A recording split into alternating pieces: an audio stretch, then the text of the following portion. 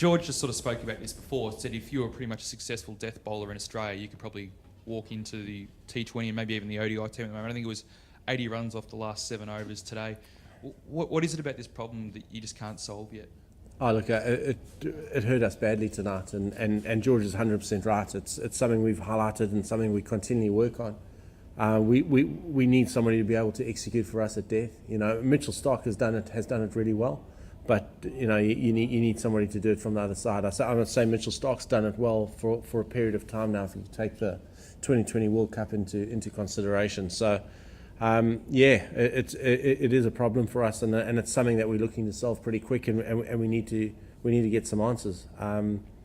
We work fairly hard on it, and we just got to identify guys that can do it consistently for us. I think that's the key to it. Ron? Just with I guess there's only the occasional 2020 really from the next few months. Do you stick with the kind of death bowlers who you've been trying and just give them more opportunities, or do you look elsewhere? Or? Yeah, look, I think we thought we'd picked some really good death bowlers, and the domestic BBL shows that they were the best. If you looked at stats and that, and they still are. I spoke to the guys the other night after the game in Sydney, and I think the guys have actually seen what the level is, because we had pretty much a BBL All-Stars side playing. We took the best of the BBL and gave them opportunity here, and I think they've seen what the difference is between playing and being successful at a domestic level, and then trying to be able to do it at international level, and we've been short in that department. Again, it was good opportunity for guys to really stand up and show us what they had, and they didn't do that consistently enough, unfortunately. Great.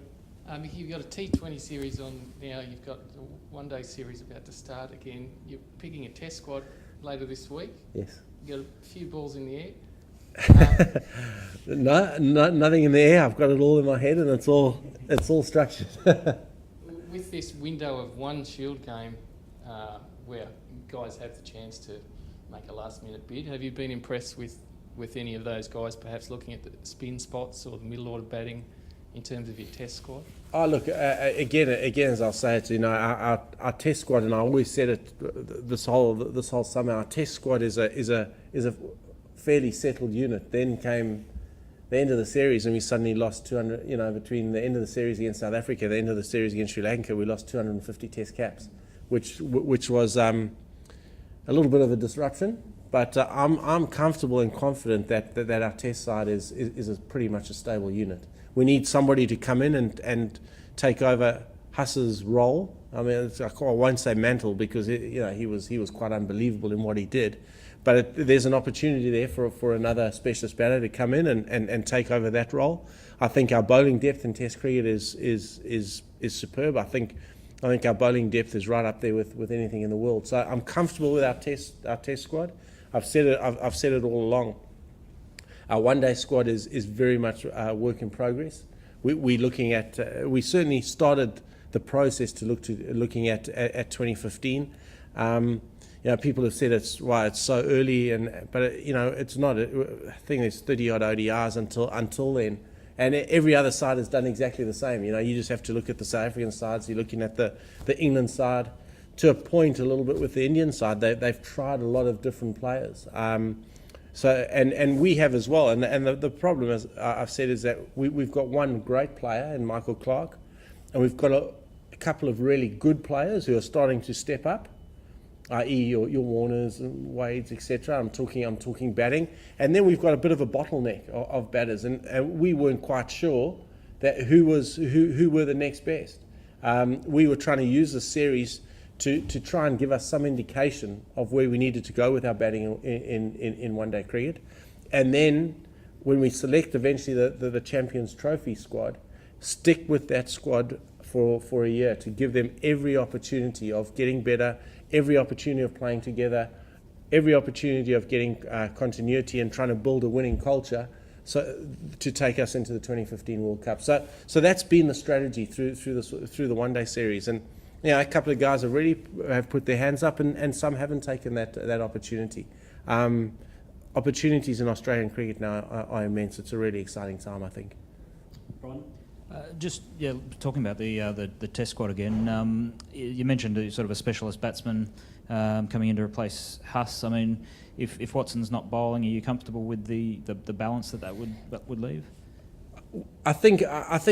Well, the Test squad comes out, I think, later in the week. But I think you'll find we've tried to cover as many bases as we can, and it's still not finalised yet. We've still got to just shape it quite nicely. But we've tried to cover every base that we can. So we could play a spinning all rounder. We could play an all rounder that can a seam up all rounder. We will have the option of 2 spinners.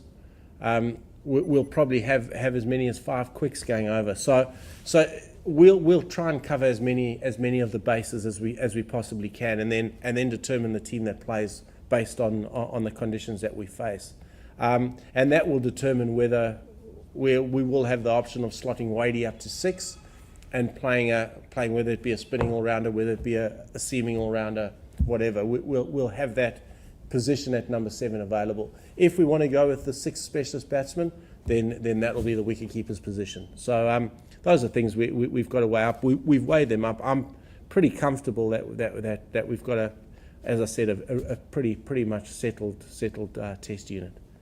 I assume Maxwell's the spinning rounder you're talking about. I know it might sound silly about talking about T20 bowling form about Test, but are you encouraged with what he's done in the past sort of 2 games? He's sort of, international-wise, his bowling results haven't been good, but the past 2 have been pretty good.